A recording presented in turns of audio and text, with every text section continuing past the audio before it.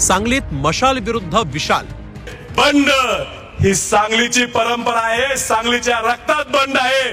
विशाल पाटलांचं शक्ती प्रदर्शन, महाविकास आघाडीला टेन्शन.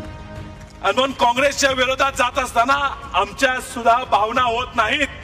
ठाकरेंच्या पैलवानाला पाटलांचं ओपन चॅलेंज. बंड ही सांगलीची परंपरा आहे, सांगलीच्या रक्तात बंड आहे आणि हे यशस्वी करायची जबाबदारी तुमच्या सगळ्यांच्या जीवावर आहे.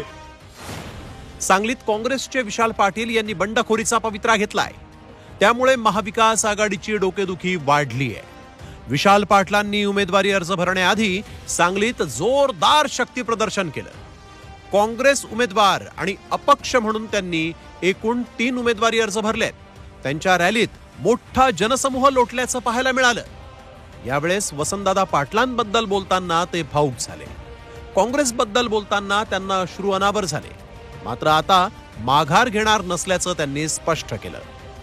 तुम्ही आम्हाला चिन्ह दिलं नाही तरी वेगळ्या चिन्हावर या ठिकाणी काँग्रेसचाच खासदार निवडून येणार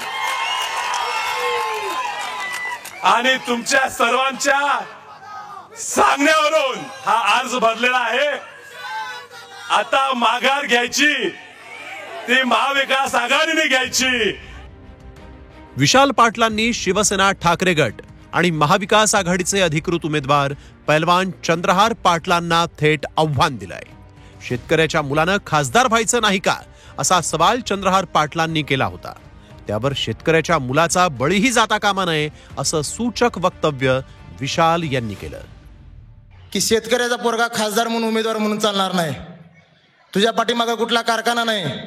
तुझा बाप आमदार नव्हता, खासदार नव्हता, तुझा बाप मुख्यमंत्री नव्हता किंवा तुझा आजोबा मुख्यमंत्री नव्हता म्हणून तुला आज उमेदवारी ही देत नाही. माझी जाहीर आज माघार घ्यायची तयार आहे. कोणीतरी आरोप करणार शेतकऱ्याचा मुलगा खासदार झालेला तुम्हाला पाहत नाही का? या वसंतदादा घराने शेतकऱ्यांच्या कष्टकऱ्यांच्या मुलांना कार्यकर्त्यांना पद द्यायचं काम केलेलं आहे. आमची तीच भावना आहे की शेतकऱ्याच्या मुलानं आमदार खासदार झालं पाहिजे. पण शेतकऱ्याच्या मुलाला फसवून त्याचा बळी नाही गेला पाहिजे, ही सुद्धा पाहायची जबाबदारी आमची आहे. दरम्यान विशाल पाटलांच्या या बंडानंतर उद्धव ठाकरेंनी काँग्रेसला इशारा दिलाय. तर विशाल पाटलांची मनधरणी करण्याचे प्रयत्न सुरू असल्याचं काँग्रेसचे नेते बाळासाहेब थोरात यांनी स्पष्ट केलं.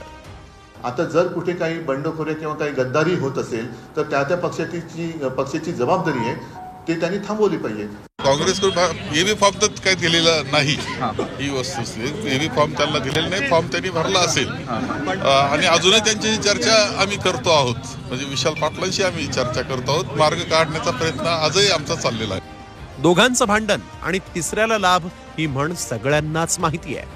शिवसेना ठाकरे गट आणि काँग्रेस यांच्यातलं हे भांडण भाजपचे उमेदवार विद्यमान खासदार संजय काका पाटलांच्या पथ्यावर पडलं तर आश्चर्य वाटण्याचं कारण नाही.